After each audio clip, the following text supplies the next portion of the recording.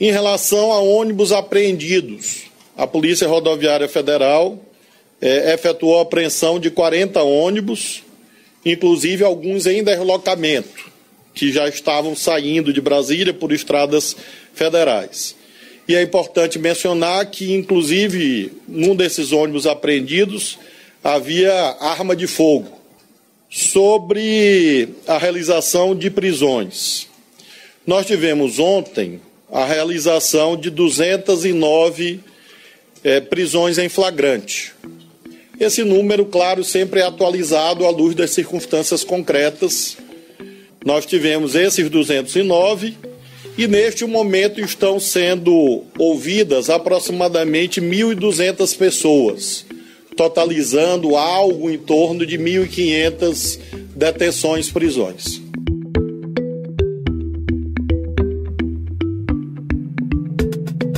Esse é o saldo até agora das investigações resultantes do ato terrorista cometido por bolsonaristas neste domingo na Praça dos Três Poderes, segundo o ministro da Justiça e Segurança Pública, Flávio Dino. Mas a promessa do governo federal e do judiciário é agir de forma exemplar para evitar que casos como esse não se repitam novamente. A resposta penal e mesmo a resposta civil, a indenização, tem um duplo objetivo. De um lado, nós estamos cuidando da punição de quem infringiu a lei. E, por outro, nós estamos cuidando de prevenção. E, portanto, nós não podemos e não vamos transigir no cumprimento dos deveres legais, porque este cumprimento é essencial para que tais eventos não se repitam.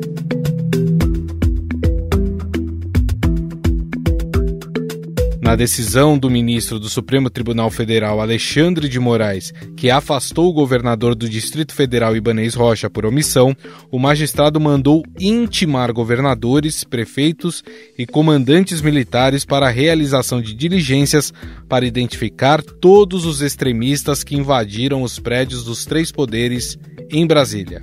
Moraes também havia determinado que os acampamentos bolsonaristas à frente dos quartéis do Exército fossem desmontados em 24 horas. A decisão do ministro do Supremo Tribunal Federal, Alexandre de Moraes, é pela desocupação, então, dos acampamentos bolsonaristas nas imediações de quartéis e unidades militares, e também a prisão em flagrante desses participantes. E vale lembrar que esse tipo de acampamento é em todo o país. E isso foi feito. A Polícia Militar do Distrito Federal retirou os manifestantes do QG de Brasília, apontado como a incubadora dos atos antidemocráticos na capital federal. Mais de 1.200 pessoas que estavam no acampamento foram levadas para a Polícia Federal por participarem desses atos de vandalismo, segundo informações do Ministério da Justiça. Cerca de 40 ônibus já teriam deixado aqui o acampamento. Vai ser um trabalho demorado, já que a gente está falando de uma área bem grande, são muitas barracas. A gente está falando do efetivo aí de 1.200 pessoas. Esse número ainda deve ser confirmado pelas forças de segurança, mas são muitas barracas.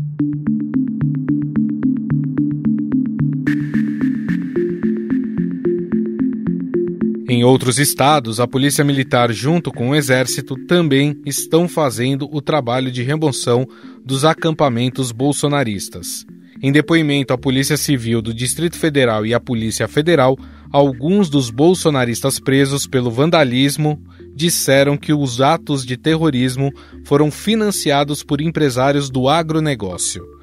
A Polícia Federal já havia dito que criou um gabinete de crise para investigar os organizadores e financiadores das invasões terroristas aos prédios públicos. Não existe precedente o que essa gente fez e por isso essa gente terá que ser punida.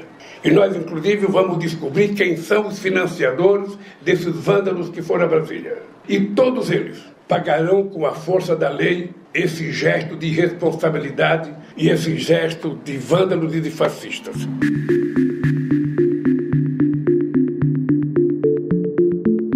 O Ministério da Justiça, a Procuradoria-Geral da República e o Ministério Público do Distrito Federal e Territórios criaram canais para receber denúncias e informações sobre os invasores e depredadores dos prédios públicos. As instituições pedem que sejam encaminhados vídeos, fotos ou prints de redes sociais que possam ajudar a identificar os responsáveis pelos atos golpistas. O e-mail é denuncia@mj.gov.br. Nós já recebemos 13 mil e-mails até o presente momento e há uma equipe fazendo a triagem. Para quê?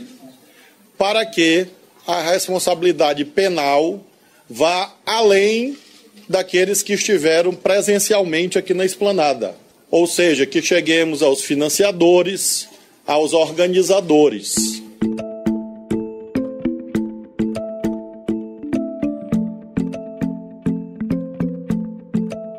Nesta segunda-feira, após uma reunião entre os chefes dos três poderes, foi divulgada uma nota em que dizem rejeitar os atos de terrorismo, vandalismo, criminosos e golpistas em Brasília e pedem à população a defesa da paz e da democracia. Abre aspas. Os poderes da República, defensores da democracia e da Carta Constitucional de 1988, rejeitam os atos terroristas de vandalismo, criminosos e golpistas que aconteceram na tarde de ontem. Estamos unidos para que as providências institucionais sejam tomadas nos termos das leis brasileiras.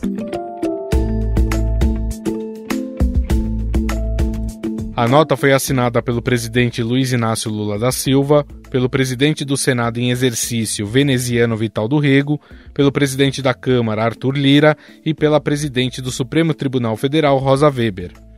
O líder do governo no Congresso Nacional, senador Randolfo Rodrigues, afirmou que a comissão parlamentar de inquérito destinada a investigar os atos antidemocráticos de domingo já obteve o número mínimo de assinaturas para ser instaurada no Senado Federal. Uma proposta de instalação de comissão parlamentar de inquérito subscrita pela senadora Soraya Tronic e que já alcançou o número exigido regimentalmente para a sua instalação só a partir do dia 1º de fevereiro, evidentemente, quando os novos e novas recém-eleitos estarão empossados.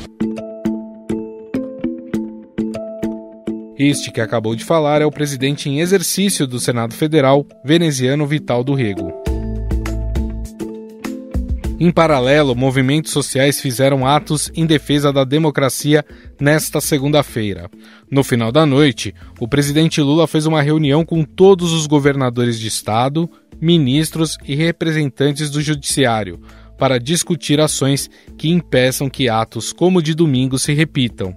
O presidente da Câmara dos Deputados, Arthur Lira, ressaltou que a Casa do Povo não vai se render aos vândalos. Para demonstrar que a Casa do Povo está unida em defesa de medidas duras para esse pequeno grupo radical que hostilizou as instituições e tentou deixar a democracia de cócoras ontem no Brasil. Não tem o nosso apoio, não terá o apoio da Casa do Povo, não terá apoio das instituições que cuidam e prezam pela democracia.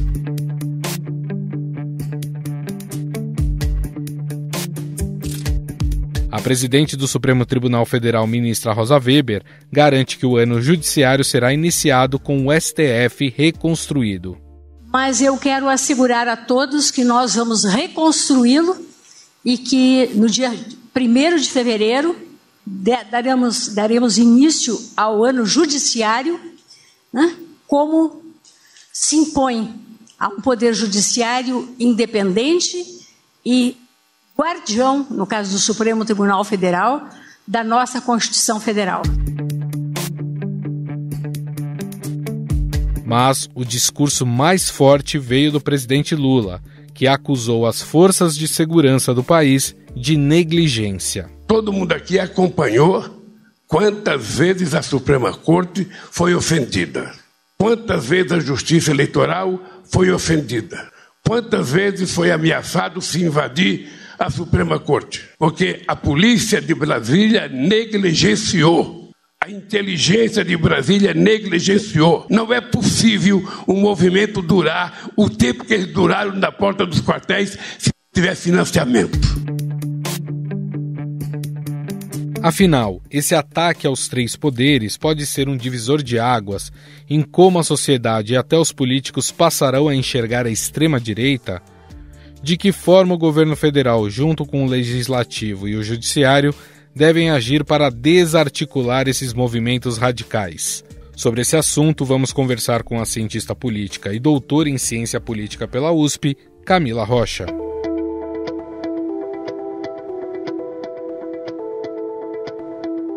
Tudo bem, Camila? Tudo bem, Gustavo. Bom, nós assistimos o ápice aí talvez do bolsonarismo mais raiz.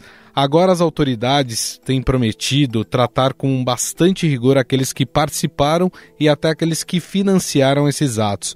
A gente pode imaginar que esses radicais de extrema-direita ficarão um período aí mais reclusos após o que aconteceu domingo, ou a ideia desses grupos é sempre escalonar cada vez mais? Olha, Gustavo, eu acho que na verdade a gente pode esperar as duas coisas.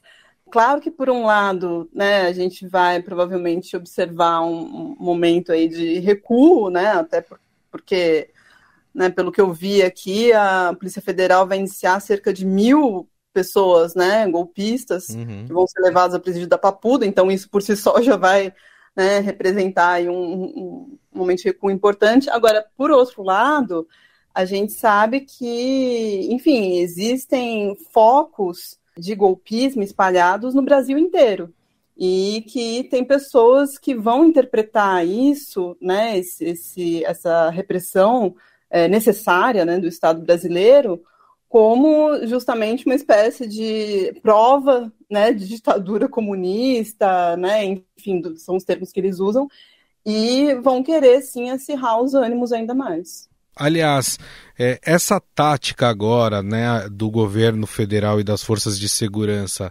de chegar e atacar quem financia essas pessoas, é o caminho para conseguir neutralizar essa extrema-direita? Eu acho que é um caminho incontornável, né? Agora, eu acho que se a gente for pensar nesses termos de neutralizar, vai ser mais difícil. Porque, ao contrário do que muita gente pensa, essas pessoas que estão mobilizadas, né, como eu disse, em vários pontos do país, elas estão, enfim, elas agem por motivações, em grande medida, que são ideológicas mesmo, né? Essas pessoas se percebem como ativistas, né, e têm motivações muito fortes, inclusive religiosas, né, para agir desse jeito, inclusive se colocando em risco. Né? Então, eu acho que, claro que vai sim ajudar, vai dificultar, né, a ação dessas pessoas, mas eu acho que impedir completamente vai ser mais difícil. Eu falei dos financiadores, né? Qual a importância, nesse momento, do desmonte dos acampamentos bolsonaristas pelo Brasil, né? Aqueles que estavam na frente dos quartéis?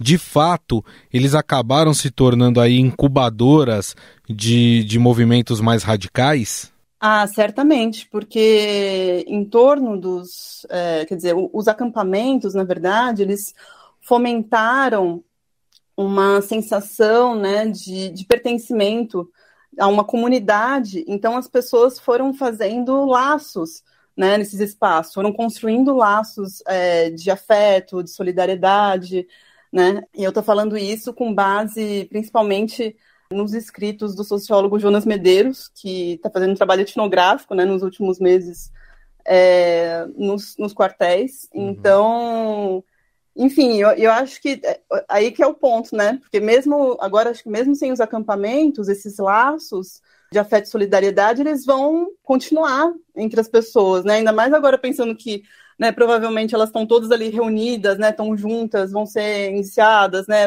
Uma parte vai ser, enfim, vão ser presas. Então, isso tudo reforça essa coesão de grupo entre as pessoas, né? Uhum. E esse ataque aos três poderes, ele pode acabar sendo um divisor de águas aqui na nossa sociedade quando a gente pensa na extrema-direita, porque até os políticos, não só aquelas pessoas que estão no mesmo campo ideológico, mas que são mais moderadas, e até políticos, né, que nutrem alguma simpatia por esse campo ideológico, eles vão passar a enxergar diferente esses radicais e até, de certa forma, afastá-los ali para não contaminar esse campo ideológico da direita? Ah, certamente, Gustavo, porque, inclusive, como, né, foi publicada uma pesquisa que a Quest fez nas redes sociais, né, logo após a invasão da Praça dos Três Poderes, e a pesquisa indicava que 90% dos respondentes era, enfim, completamente desfavorável, né, ao que tinha ocorrido, e só 10% que, enfim, tinham, né, acompanhado o evento com uma certa euforia, né, ou algum tipo de satisfação, né? Então, quer dizer, 90% é muita gente. Então, o sentimento predominante na sociedade brasileira é muito contrário ao que aconteceu. Então, com certeza, a maior parte dos políticos vão querer mesmo se afastar. Agora, por outro lado, esses 10% são preocupantes, né? Porque mostra que, de fato, existe aí uma parcela bastante razoável da população brasileira que viu tudo isso com bons olhos, né? E, de certa forma, as punições que vão começar a ser aplicadas a essas pessoas, elas terão que ser exemplares para que desencoraje novos movimentos desse tipo. Se fala aí em penas de até 15, 20 anos de prisão, né, juntando todos os crimes que foram cometidos.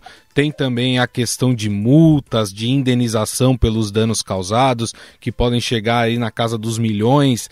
Esse tipo de punição mais rígida, mais forte, ela ajuda a desencorajar esses movimentos? Eu imagino que uma responsabilização adequada, né, seja em termos de, né, anos, enfim, as penas, né, de reclusão, seja em relação ao ressarcimento econômico, né, dos danos provocados, com certeza vai afastar muita gente que eventualmente integraria esse tipo de movimento, né, e que vai pensar duas vezes antes de fazê-lo, porque se a gente for pensar que, por exemplo, né, as pessoas que estavam ali no momento daquele quebra-quebra todo, né, e, enfim, fazendo selfies e compartilhando vídeos, né, sem a menor preocupação de que aquelas imagens pudessem ser utilizadas posteriormente para incriminá-las, né, eu acho que esse tipo de coisa provavelmente não vai mais acontecer, não vai mais ser possível. A repercussão negativa, né, dos atos terroristas que aconteceram domingo em Brasília pode significar, de alguma forma, o fim do que a gente passou a conhecer como bolsonarismo? Ou seja, as pessoas vão fugir desse rótulo?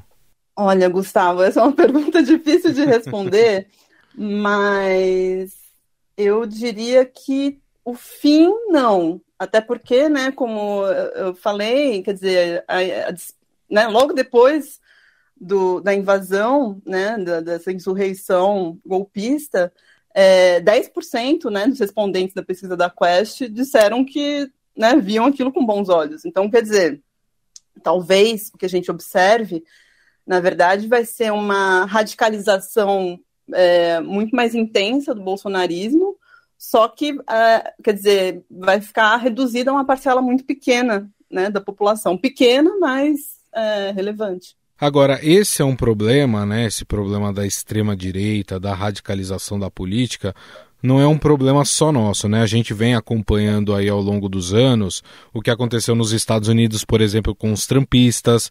Tivemos também, recentemente, uma prisão em massa na Alemanha de um movimento de extrema-direita que estava planejando dar um golpe de Estado.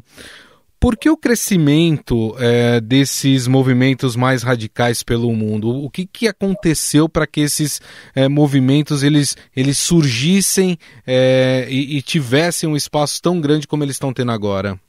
Em grande medida a gente sabe, né, que a coincidência da popularização, da massificação, né, de redes sociais com, enfim, a ocupação do poder pela esquerda, né, ou pelo menos por partidos social-democratas, em muitos países foi, vamos dizer, o combustível para que vários, né, grupos, enfim, lideranças passassem a fortalecer, né, esses movimentos de extrema-direita. Agora, eu acho que a gente tem que olhar sempre, né, e com certeza, obviamente, existem conexões, sim, entre os movimentos e entre essas lideranças, né, no âmbito internacional, isso é um fato. Agora, eu acho que a gente também tem que sempre olhar para as particularidades do fenômeno aqui no Brasil, que eu acho que é uma coisa que é extremamente preocupante no caso brasileiro, é justamente a questão das forças de repressão, né, e de como não só das forças armadas, mas setores das forças policiais, né, e como essas forças de repressão interagem de forma positiva, né, com esses movimentos golpistas. Eu acho que isso é uma coisa, por exemplo, que, né, na própria invasão do Capitólio, por exemplo, não existiu, né, tanto que, infelizmente, teve mortes, né, fatalidades, porque teve uma repressão ali que não existiu no Brasil. Para a gente encerrar, Camila, a questão de ter uma liderança, né? Hoje a extrema-direita brasileira ela está meio que perdida, ela está sem rumo, ela não tem uma liderança, até porque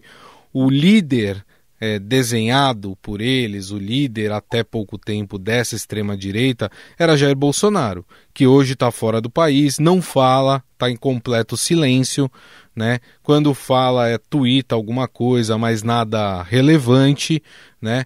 O fato desse movimento de extrema-direita no Brasil não ter uma liderança, ele se torna muito mais inflamável porque são vários pequenos grupelhos aí que acabam cometendo atos em diversas partes do país? Pois é, eu acho que, num certo sentido, até acaba facilitando a ação desses grupos em determinados momentos, porque é isso que você falou, quer dizer, as pessoas começam a se organizar por si próprias, né, e isso pode, inclusive, levar à formação de novas lideranças, né, localizadas e tudo mais. E, de novo, repito, né, um fenômeno que está alastrado pelo país inteiro, né, então a gente vai poder observar aí várias expressões regionais, né, se organizando, inclusive do ponto de vista político. Sim. Né? Bom, nós conversamos com a cientista política e doutora em ciência política pela USP, Camila Rocha, a quem eu agradeço mais uma vez a entrevista. Muito obrigado, viu, Camila? Muito obrigada a você, Gustavo, e ao Estadão pelo espaço. Estadão Notícias.